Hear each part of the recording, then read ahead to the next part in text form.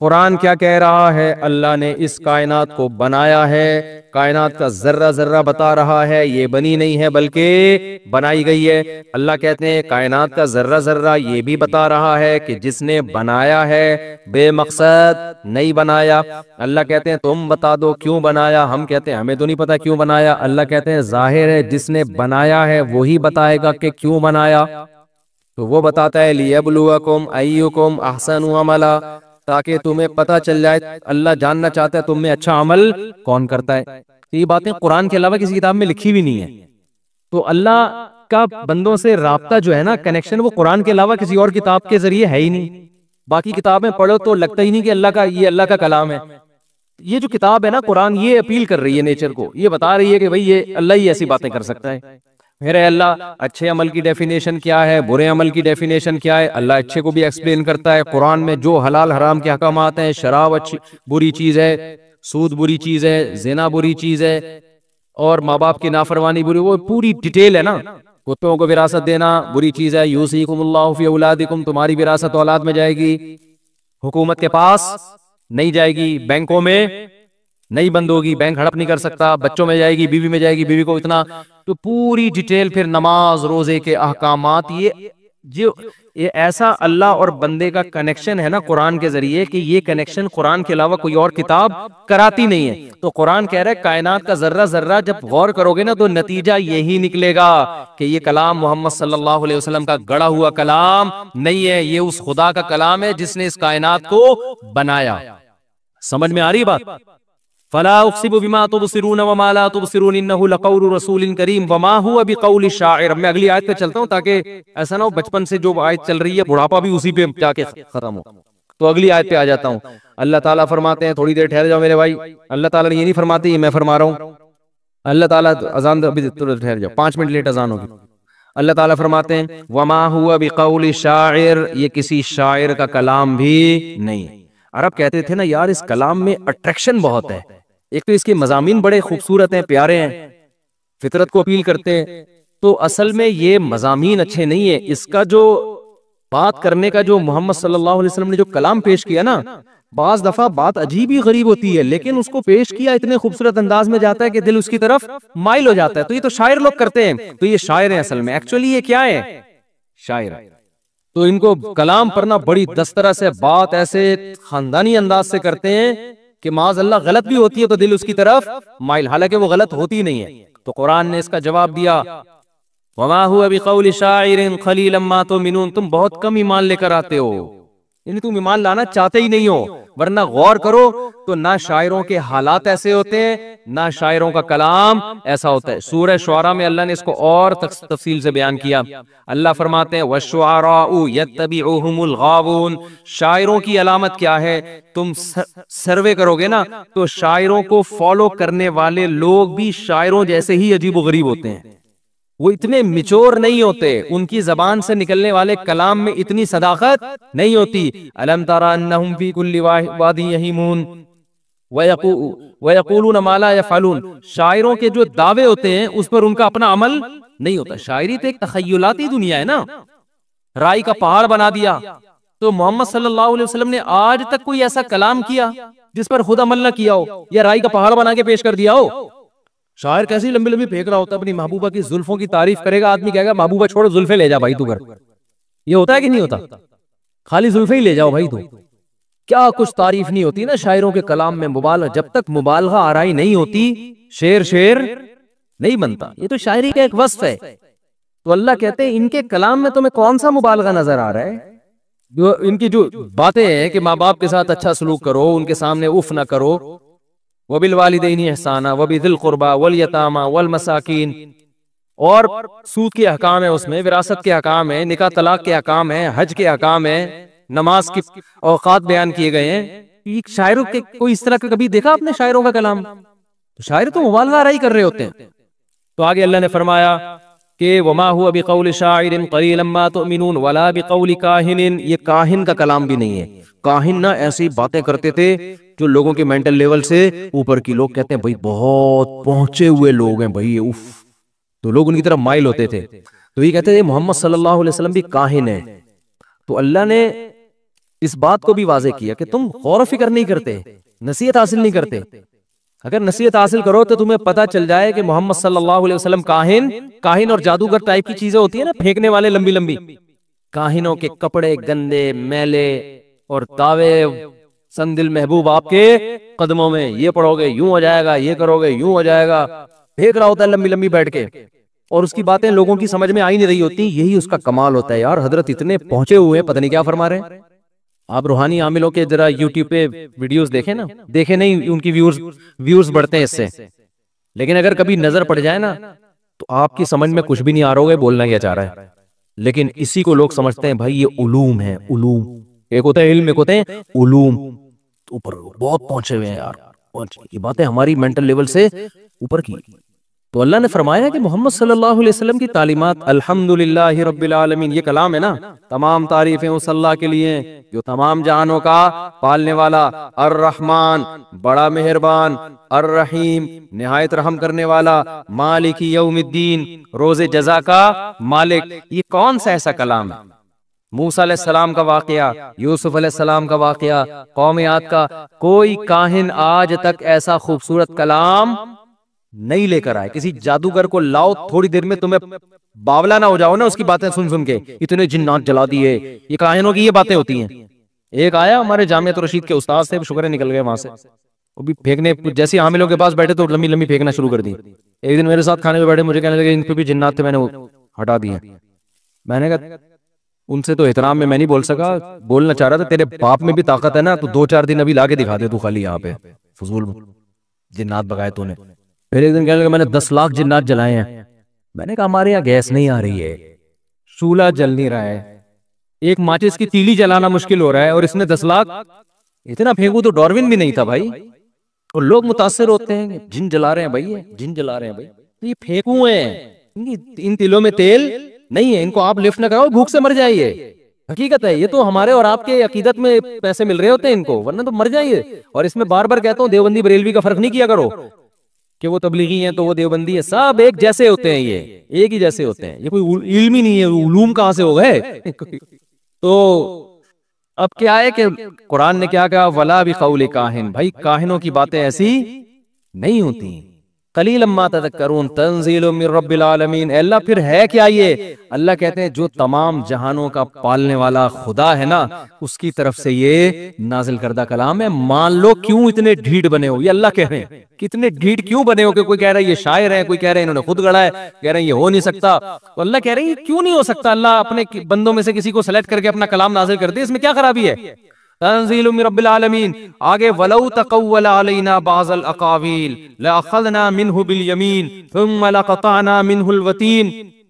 تم یہ کہہ رہے انہوں نے پورا کلام گڑھا ہے. اگر محمد صلی اللہ علیہ وسلم پورا کلام دور کی بات، ایک لفظ بھی ہماری طرف غلط منسوب کر دیتے، ہم ان کا دایاں ہاتھ پکڑ کے ان کی شہرگ کاٹ ڈال دیتے.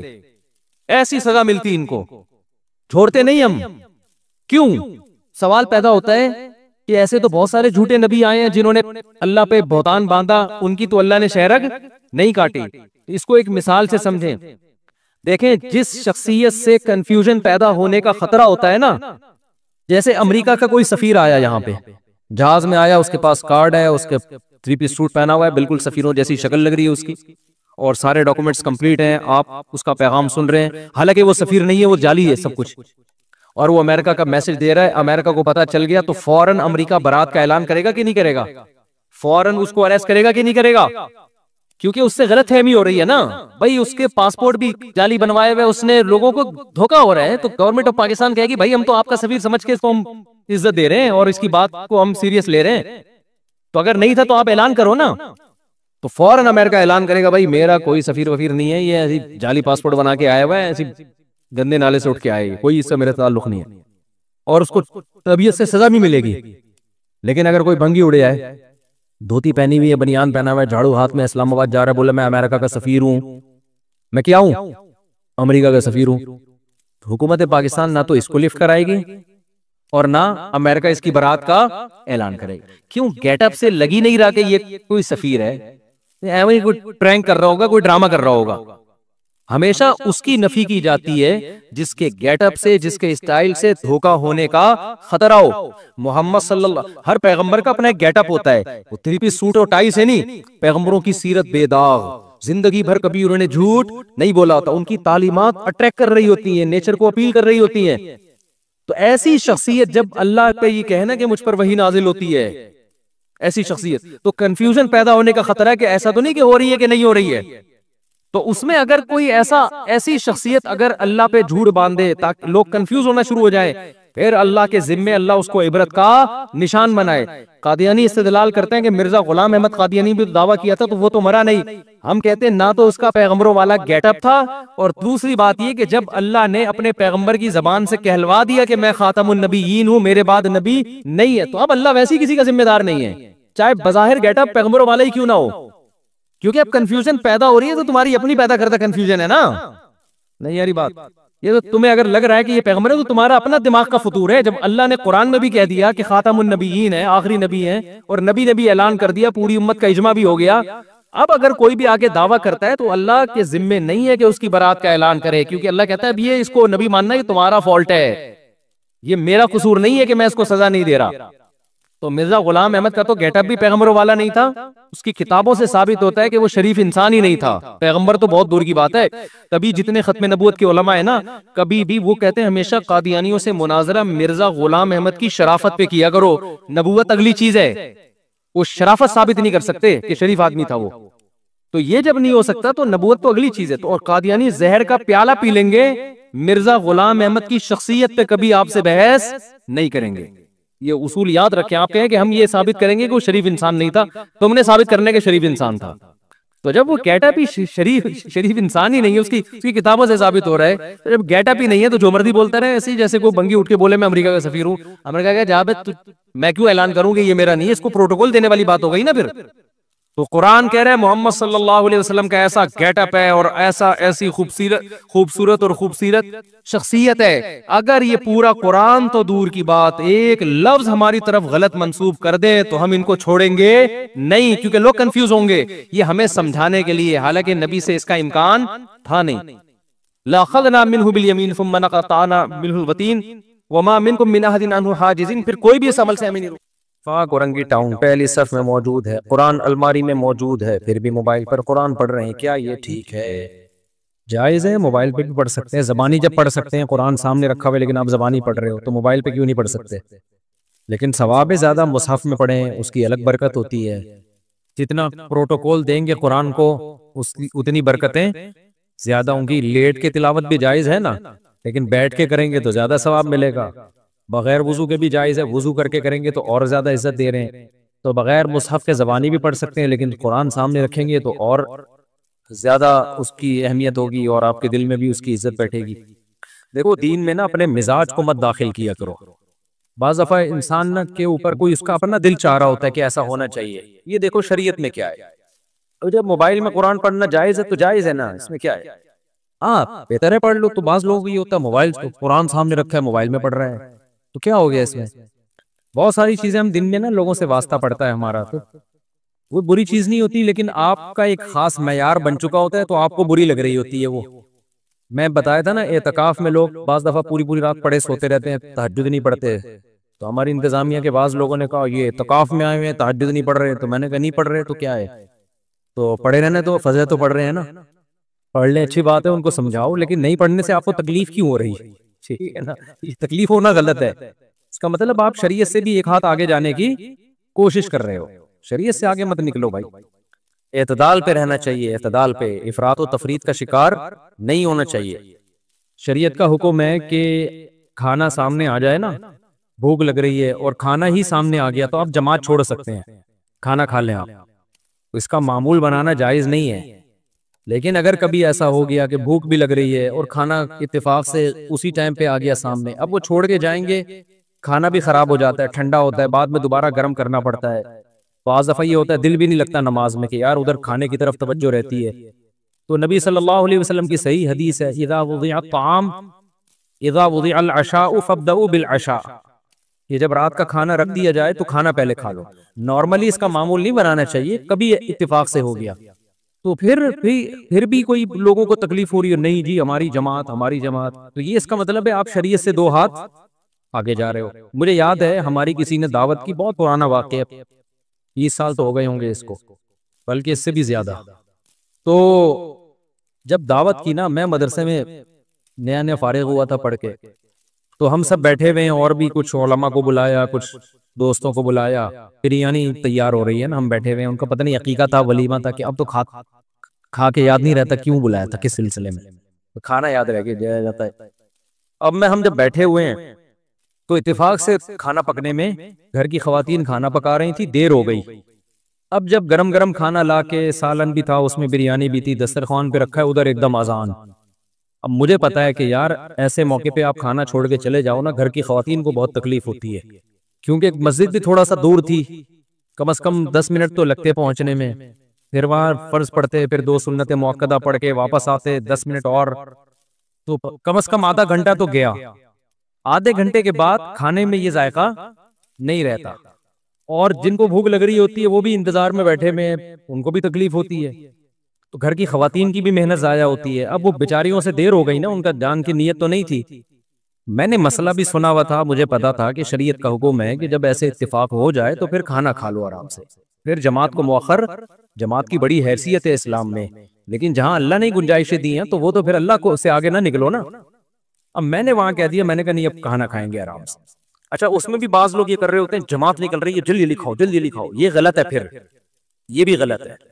جب کھا رہے ہو تو پھر تسلی سے کھاؤ، قضا نہ ہونے دو، اتنا تسلی نہیں کہ قضا ہو جائے، قضا کرنا تو کسی قیمت پہ جائز نہیں ہے، لیکن اب شروع کر دیا تو گھڑی دیکھنا، یہ بھی میزبان کے لیے یہ عمل بھی تکلیف دہ ہوتا ہے۔ یار ہم 1 مہینے سے دعوت کا کہہ رہے تھے، اب جب غلطی ہو گئی ہم سے، دیر ہو گئی ہم سے، یار اب آپ یا تو کھا لو یا چھوڑ کے چلے جاؤ، نہ ادھر کے نہ ادھر کے۔ میں نے مسئلہ بتایا لوگوں کو، میں نے کہا بھائی اس بارے میں صحیح حدیث ہے، ہم نے علماء سے سنا ہے، مفتیان کرام سے سنا ہے، جب کھانا آ گیا ہے تو اب میزبان کا بھی اکرام ہے، ہم کوئی عادت تو نہیں ہے نا جماعت چھوڑنے کی، سب ماشاءاللہ جماعت سے نماز پڑھنے والے لوگ تھے، میں نے کہا اب کھا لیں آرام سے۔ نہیں جی جماعت نہیں، ہماری ایک نے کہا میری تکبیر اولیٰ اتنے عرصے سے نہیں چھوٹی، دوسرے نے یہ کہا، انہوں نے کہا، یہ سارے نیک لوگ تھے نا، تو مسئلہ تو نیک لوگوں کے ساتھ ہی زیادہ، یعنی بعض دفعہ، ہمیشہ نہیں۔ میں کہہ رہا ہوں یار کھا لو، کہہ رہے نہیں بھائی ہم کیسے چھوڑ سکتے ہیں۔ تو مجھے لگا کہ اپنا مزاج جو ہے نا، مزاج اور ریکارڈ بنانا کہ ہم جماعت نہیں چھوڑتے، یہ ریکارڈ کی زیادہ ویلیو ہے، شریعت دوسری طرف، تو یہ غلط ہے۔ سمجھتے ہو کہ نہیں سمجھتے ہو؟ ایسے موقع پہ بھائی میزبان کا دل رکھنا زیادہ بہتر ہے، لیکن کبھی کبھار ہی ہو، ایسے پوستی بن کے روزانہ کھانا ہی اس ٹائم پہ پکوا رہے ہو تو غلط ہے۔ عبداللہ بن عمر رضی اللہ تعالیٰ عنہ بہت نیک بزرگ صحابی تھے، ان کے بارے میں ہوتا ہے کہ ادھر اقامت ہو رہی ہوتی تھی اور بعض دفعہ گھر میں کھانا پکنے میں دیر ہو گئی اور کھانا سامنے لا کے رکھا تو بھوک بھی سخت لگی ہوتی تھی، تو اقامت ہو رہی ہوتی تھی اور آپ کھانا کھا رہے ہوتے تھے، لیکن اس کا معمول نہ بنائیں۔ اور اگر ایسی پرابلم نہیں ہے، بہت زیادہ بھوک نہیں ہے اور کھانے کا خراب ہونے کا بھی خطرہ نہیں ہے، تو پھر نماز ہی پہلے پڑھیں آ کے۔ صحابہ میں تو کھاتے بھی 2 ٹائم تھے نا، شدید بھوک لگ رہی ہوتی تھی۔ تو خلاصہ یہی ہے کہ شریعت سے آگے نکلنے کی کوشش نہ کریں، جہاں اللہ میاں نے جو کہہ دیا اس کو اسی طرح کر لیا۔ نفلی روزہ توڑنا، بعض دفعہ کوئی آپ کا بہت قریبی دعوت کرتا ہے تو پھر سنت ہے ایسے موقع پہ اس کا دل رکھنے کے لیے، اگر آپ نے روزہ رکھا ہوا ہے نا نفلی، تو آپ توڑ دیں روزہ، وہ آپ کے بہت ہی قریبی ہیں، ماموں ہیں، چاچو ہیں، آپ کی والدہ ہیں، آپ کہیں سے آئے تھے، آپ کی والدہ نے کوئی اسپیشل کھانا بنا لیا اس دن، آپ نے کہہ دیا میرا روزہ ہے، اب والدہ کا دل ٹوٹتا ہے، باپ کا، ماموں کا، چاچو کا، یہ جو مقدس رشتے ہیں، یا کوئی بہت ہی قریبی دوست ہے آپ کا، تو ایسے موقع پہ شریعت نے کہا بھئی نفلی روزہ ہے تو اس کو توڑا جا سکتا ہے، لیکن احناف کے نزدیک بعد میں قضا کی جائے گی، دیگر ائمہ کے نزدیک قضا نہیں ہے، لیکن احناف کے نزدیک بعد میں قضا ہے، کیونکہ امام حنیفہ کہتے ہیں یہ بھی نظر یہ فعلی ہے، منت جیسے زبان سے مانی جاتی ہے تو عمل سے بھی ہوتی ہے، تو جب کوئی عمل جب تک شروع نہیں کیا وہ لازم نہیں ہوتا، لیکن جب شروع کر دیا تو اس کو کمپلیٹ کرنا لازم ہے۔ تو یہاں آپ نے توڑا ہے شریعت کی وجہ سے، لیکن کمپلیٹ کرنا پڑے گا، کیونکہ لا تبطلوا اعمالکم، قرآن کہتا ہے اپنے عمل کو ضائع مت کرو، تو یہ بعد میں قضا کر لیں اس طرح۔ سمجھتے ہو کہ نہیں سمجھتے ہو؟ جب اس کو کوئی مصیبت پہنچتی ہے تو جزا فضا شروع کر دیتا ہے، صبر سے کام نہیں لیتا۔ وَإِذَا مَسَّهُ الْخَيْرُ مَنُوعًا، اور جب اس کو کوئی پیسہ میسا ملتا ہے، دولت آتی ہے اس کے پاس، تو کنجوس بن جاتا ہے، اس پہ سانپ بن کے بیٹھ جاتا ہے۔